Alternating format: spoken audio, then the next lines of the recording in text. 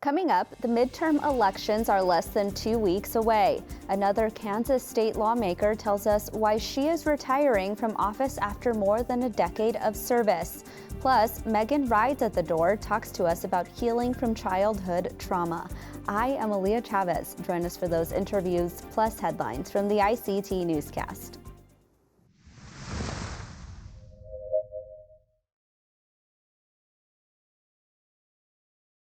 This program is made possible by the Corporation for Public Broadcasting, a private corporation funded by the American people.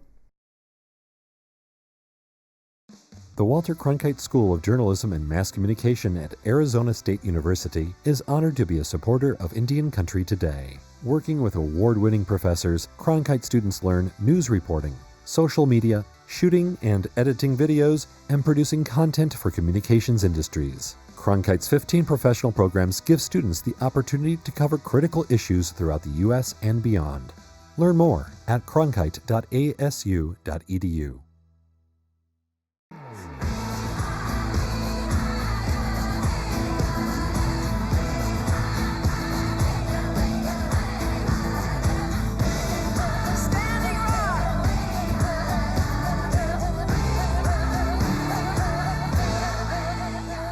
This is the ICT Newscast with Aaliyah Chavez.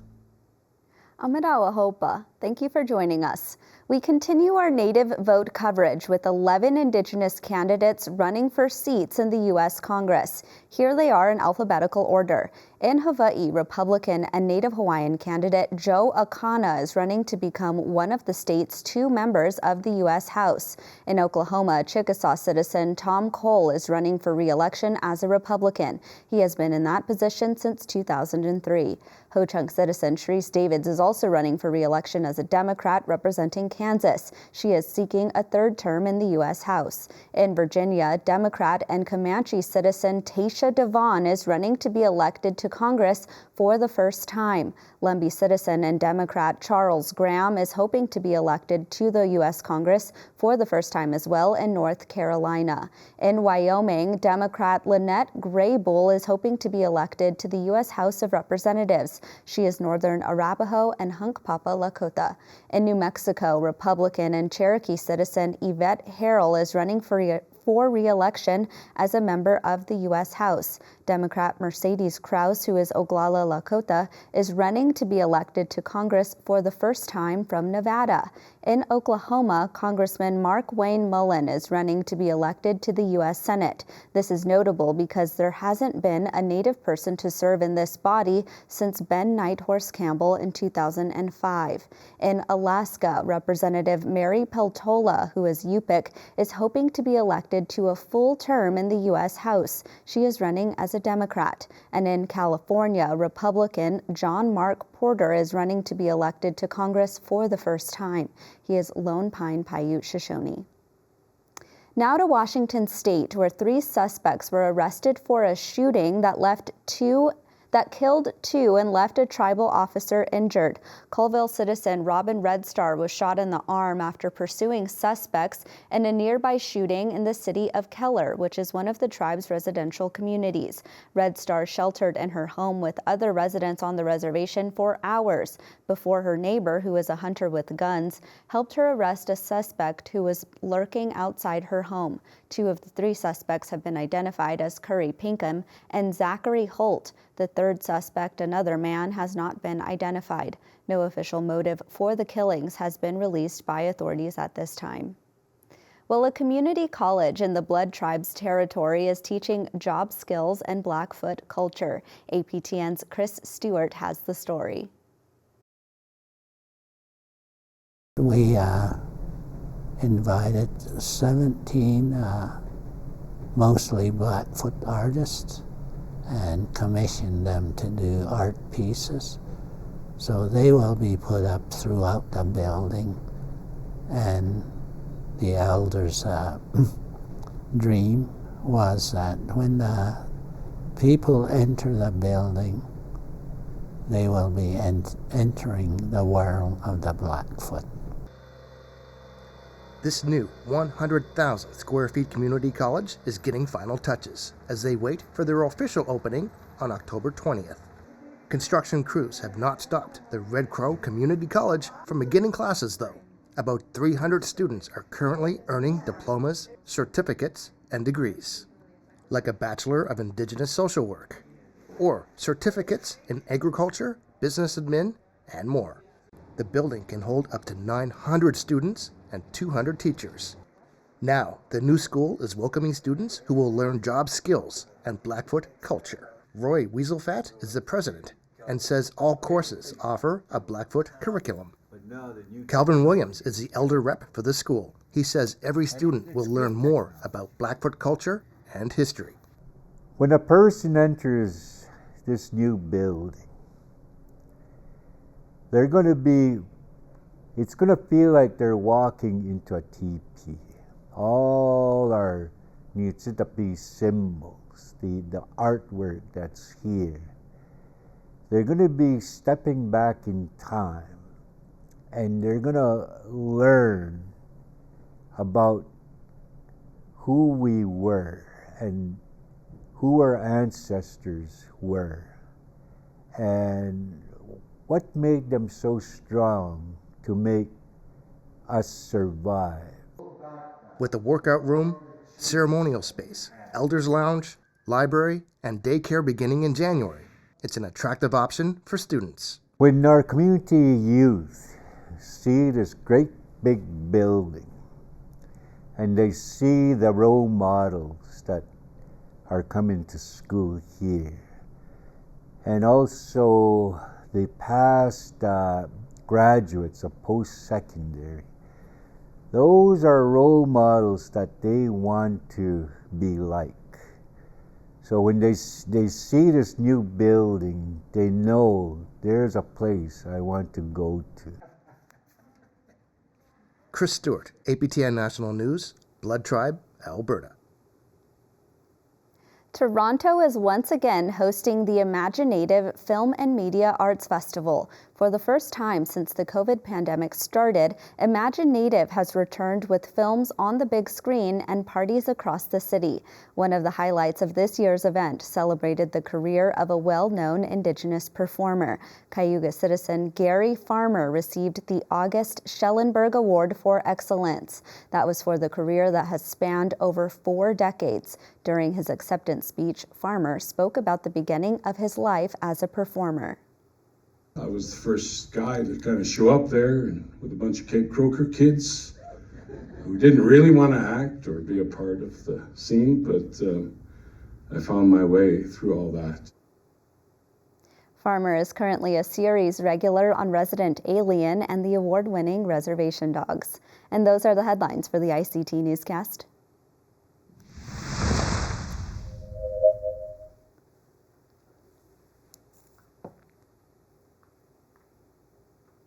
Kansas State Representative Ponkawee Victors Cozad was first elected to office in 2011. For nearly a decade, she was the only Native lawmaker in the state, and as you can imagine, her list of accomplishments is long. Representative Victors Cozad is not running for re-election, and she joins us now virtually with more. Welcome back, Representative. Thank you. Thank you for having me. So tell us why you aren't running for re-election. It's just time to move on. 12 years, 6 terms. It's been a successful ride. I have a daughter now, a family that I want to focus on, but I would definitely like to thank everyone and the Creator for their love and support and strength for letting me lead for 12 years. Over that course of 12 years, you've been a part of so many pieces of legislation. Is there a particular, accomplishment that you're most proud of? Well, I definitely wanted to pave the way for other Native women in the political system, in the political world. And I also, wanted to encourage Native women to run for office because it's so needed. Our voice is needed on all levels of government, county, state, municipal, water board, whatever it may be. And I definitely passed a lot of legislation, and being a brown woman, a Democrat in a red state, I got it to the governor's desk, and I'm very thankful and proud that I had a lot of colleagues that supported me on both sides of the aisle, from MMIW all the way, veterans bills, education bills, to make sure that we had a voice at the table. At the beginning of this term, there were 3 Native women who were serving as Kansas state lawmakers. For our viewers who aren't very familiar with, the politics of Kansas, tell us where we'll be after this term and sort of what it'll mean for, Native politics moving forward in Kansas. Well, we are Representative Haswood. I recruited her from the Lawrence area. And Representative Byers is going to step back from political life, and as well as myself. And so Representative Haswood, she has the torch now, and I did all I could to be her mentor, and I'm still a mentor to her. And, just building those relationships and to continue on being our voice and working with the tribes in Kansas, it's so important. You sponsored a bill that would change Columbus Day to Indigenous Peoples Day. Tell us about that. Well, it was a bill that I sponsored with numerous of other legislators there in the Kansas House. It got a hearing a few years ago, but after that, it didn't get as far as that, as far as coming to the getting passed out of committee and then coming to the floor. But I have hope that it's going to happen because Representative Heiberger from the Lawrence area, he's non-Native American, but he is so passionate about getting this bill passed. And even like as far as building those relationships with the tribes in Kansas, with our legislators and our governor, I'm sure that it's going to pass in the near future because this is opening a lot of people like, yeah, this isn't right. We need to do something about this.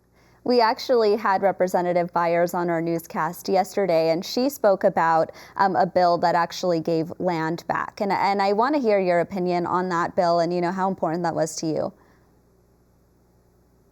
Oh yeah, definitely. Whenever it's like Native American or something comes through for 12 years, I was always the go-to person. And so when I had 2 other Native women there in the Kansas House to help me as far as, with everybody else to get it across the line because it's so important and it's so needed. And I remember like when I come with these bills, like to the hearings or whatnot, my colleagues are like, hey, after the hearing, they're like, this isn't right. Like, I can't believe this has gone on for this long, and so let me know what I can do to help you or support you. And that is just a huge accomplishment. And I'm like, well, I could use your vote when it comes to the floor. And, they understand that as far as trying to get it across and telling our story, because it's different when it comes from 3 Native women legislators. It seems like everybody's, understands more and they can ask us questions later, as far as about different bits and getting the land. And I'm very proud and happy for the tribe as far as it was been too long and it needed to happen. Representative, we only have a short time left here, but I want to look to the future. I know you said that you want to care for your family, but would you ever run again for office in the future? It's crossed my mind. I want to first get my daughter raised first, but it could be. I'm not saying that I never, because you never want to say never, because then there you are.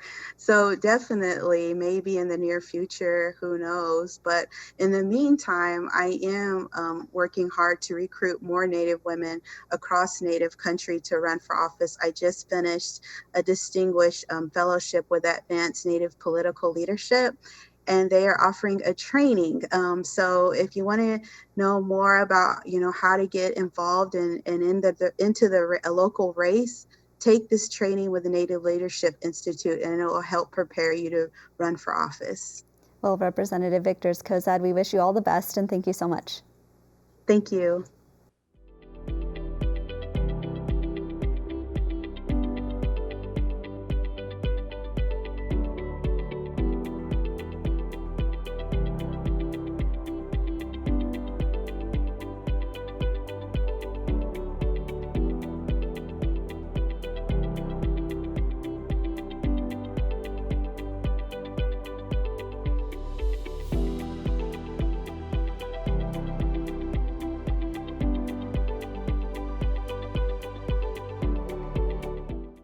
This week, the Alice Spotted Bear and Walter Soboleff Commission on Native Children is hosting a 2-hour Zoom hearing to address childhood trauma. The effort's hope is to help tribes create programs to better respond to this issue.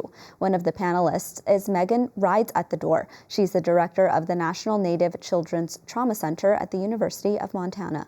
Welcome, Maegan. Yes, thank you for having me. So tell us what types of childhood trauma will be discussed at this gathering. Well, there will be a lot of different, as you can imagine, there's a lot of different traumatic events that happen to Native children. And so the efforts will be on to develop tribal capacity building to prevent and respond to child maltreatment and increase coordination of services. And this is the fourth panel of 4 that's dedicated to Indian child welfare. How are tribes trying to reach children who live in, reservations and also in cities? And how does that affect tribal programs? Yeah, it definitely requires a lot of coordination and relationship building and working to maintain those relationships over all of these systems of care. The second panel of the commission did discuss jurisdiction and state, tribal, local, and federal collaboration. And it's a great opportunity for all of us who are being able to lend our voices to the commission to make a difference as they will be making recommendations to improve the overall health and well-being of American Indian, Alaska Native, and Native Hawaiian children. Give us an example of an old way, quote unquote, of dealing with childhood trauma and, the new system that's now being used. Yeah, I think that a lot of people are adopting what's called trauma-informed or trauma-responsive or trauma-sensitive care into their workplaces. And what that really means is to develop a lens, so to speak. And that means really to change. A lot of people say it's changing the question from what's wrong with you to what's happened to you. And because we're Native and we have a collectivistic worldview, we really expand that out to think about not just children, but parents as well. It's not what's wrong with this parent, but what's happened to this parent. And not what's wrong with this family, but what's happened to this family. And not what's wrong with this community, how come there are all of these issues, but really what's happened to this community. And so it's really taking into account trauma as a foundational issue for our people. What can you tell us about the cultural ways that some tribes are using to help their children heal? Yeah, definitely. Uplifting tribal sovereignty, giving tribes the decision-making power to decide healing in their communities, as well as uplifting traditional healing practices is really part of the healing process. That cultural revitalization is healing in and of itself. And so those definitely are part of the systems that tribes are working to build.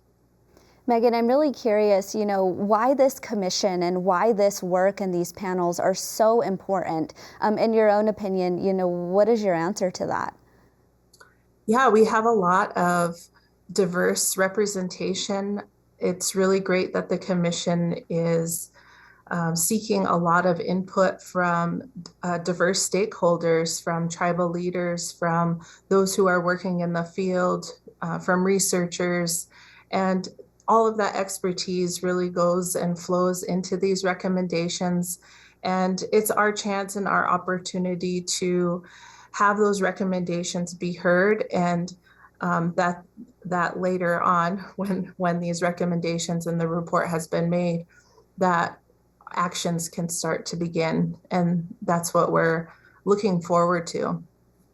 And we only have about 30 seconds left here, but are these commissions and these panels something that people can tune into, or how can they stay informed about this?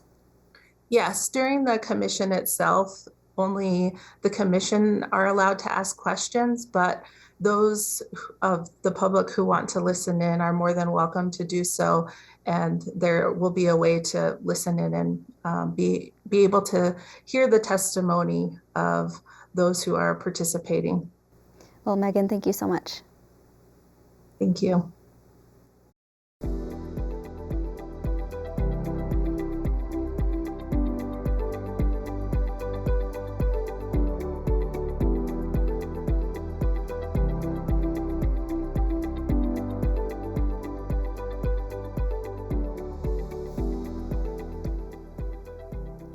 The midterm election is less than 2 weeks away. We reported in today's newscast that 11 Indigenous candidates are running for seats in the U.S. Congress. Joining us today to reflect on what these races mean to Native people is Holly Cook-Macaro. She's Red Lake Ojibwe and a partner with Spirit Rock Consulting. Hi, Holly. Hi, Leah. It's good to see you.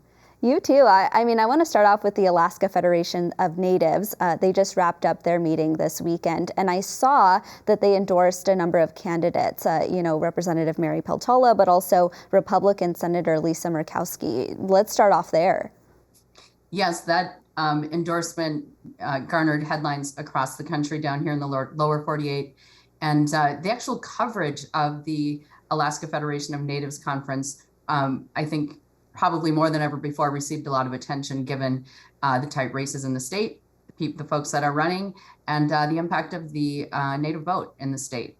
The endorsement has a number of extraordinary aspects to it. One, it is cross-party, and that is really very extraordinary. Lisa Murkowski is a Republican, Mary Peltola is running as a Democrat. But there are also 2 Republicans running against Mary Peltola. So in her endorsement of Mary Peltola, she declined to endorse Sarah Palin and Nick Begich. So that has a number of layers to it. The other piece is it is a cross-chamber endorsement. Lisa Murkowski running for the Senate and Mary Peltola running for the House. Now, the other piece in that I find extraordinary is who's really benefiting the most. And I looked at a couple of surveys. One was done last week, one was done about 3 weeks ago. And the most popular politician in the state of Alaska, the highest positives, is Mary Peltola. Her positives are over the 50% mark. And none of the other candidates have that. And Lisa Murkowski's positives were around 42, I believe. So that it is also extraordinary that our Native candidate, Mary Peltola, and the newest member of the delegation is probably the one pulling Lisa Murkowski along with her. We've been very closely watching Mark Wayne Mullen's race, who, as we mentioned earlier, is running for a seat in the U.S. Senate. Do you think if he wins, this would be a game changer for Native communities? Well, we certainly hope so, right? This is going to be, he's going to win that race, one. And so he's going to make that jump to the other side of the Capitol. And I think it represents a new landscape and opportunities for him to be an advocate and voice for Indian country. And there's a lot of chatter among Native politicos about the best way for him to be most effective just right out of the gate when they return in January and he's seated. There's also a number of Indigenous candidates at the state and local level, including, Peggy Flanagan from your home state of Minnesota. What are you seeing in that race? That race is trending in the right direction for Lieutenant Governor Flanagan and her running mate Governor Tim Walz. It was neck and neck all summer long, and was frankly, some folks were worried, but they are now polling in the single digits outside of the margin. Although after the last few elections, who amongst us really believes those polls anymore? So I don't think anyone is taking anything for granted. I have spoken to her a couple of times in the last month, and I know she and the governor are working really hard. So we have a lot to keep track of on election night. Absolutely. I mean, we started off this conversation talking about bipartisanship in Alaska. And in this list of 11 Indigenous candidates running for Congress, it's almost an even split between Democrats and Republican candidates who are running. Does that surprise you? It does, really. As you know, there has long been a much larger base in the Democratic Party in Indian country. And so this split, almost even split between the candidates that are running, I think it once again underscores the fact that tribal issues are nonpartisan, and we need allies on both sides of the aisle in order to be successful in passing good legislation, particularly given the close split in both chambers. So I think it's reflective of the political evolution in Indian country and the politics of the country. Well, Holly, thank you so much for being here. And we should just note that you will be joining us for our special newscast on election night on November 8th. And we'll see you in person. We won't have to talk to each other via Zoom, so our viewers can definitely tune into that. But in the meantime, thank you so much. Yes, thank you, Leah. And that's a slice of our Indigenous world. For all the latest, visit ictnews.org. From all of us in the newsroom, stay safe, my relatives. Sometimes you got to take a stand just because you know you can. Oh, you got to run, you got to run.